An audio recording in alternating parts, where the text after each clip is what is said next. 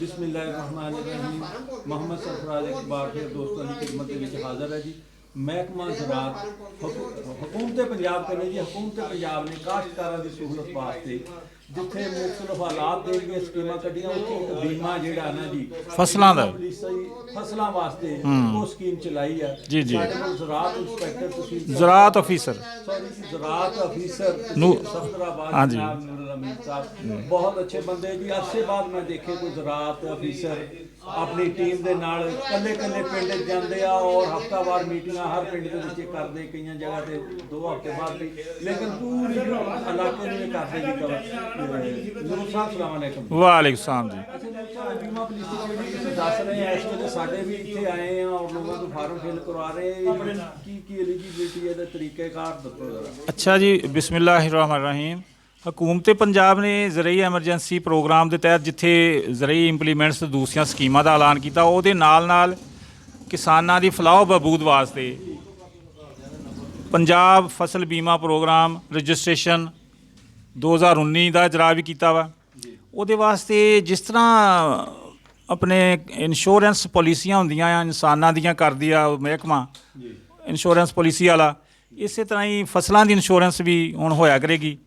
वो वास्ते मतलब यह कि कोई नागहानी आफत की वजह ना कोई नुकसान हो गया या कोई बारिश या ओले या कोई किसी वजह ना फसल का नुकसान हो जाए तो गवर्नमेंट उसका मतलब एक जो भी अंदाज़ा लगा के वो मतलब इंशाअल्लाह वो कंपनसेशन करया करेगी।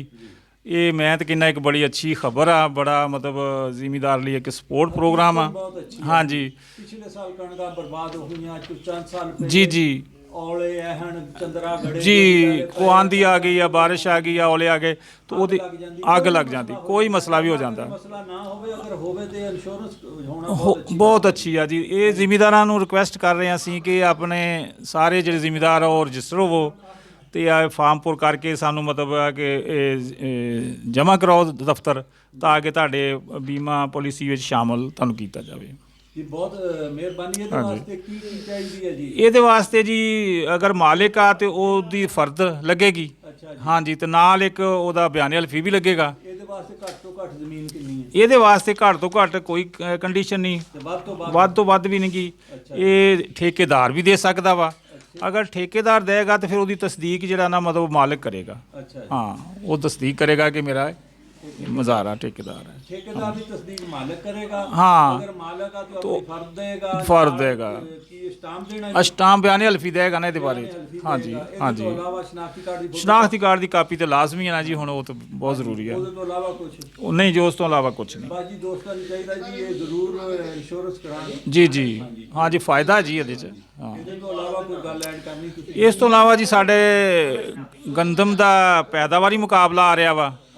हाँ जी, वो जिमीदारां नूं असीं मतलब पहले ही आगाह कर रहे हैं कि अपनी गंदम जिहड़ी है वो अच्छे तरीके नाल काश्त करो और मुकाबले लिए अच्छे प्लाट जिहड़े पेश करो, ताकि साडे मतलब महकमे वाले दूसरे महकमे नाल मिल के वो कट्टणगे जदों ते कोई इनामात जिमीदारां नूं मिलन तो सानूं बड़ी खुशी होएगी। वो प्लाट दी कोई कैद कि कितना होना चाहिए? वो प्लाट जी 5 एकड़ तक जिहड़ा बनाओ तुसीं वो देना वा सानूं, इक्को दिन की काश्त होवे, इक्को वैरायटी होवे, अच्छी मतलब अच्छा प्लाट होवे तो इंशाअल्लाह असीं सिलेक्ट करांगे।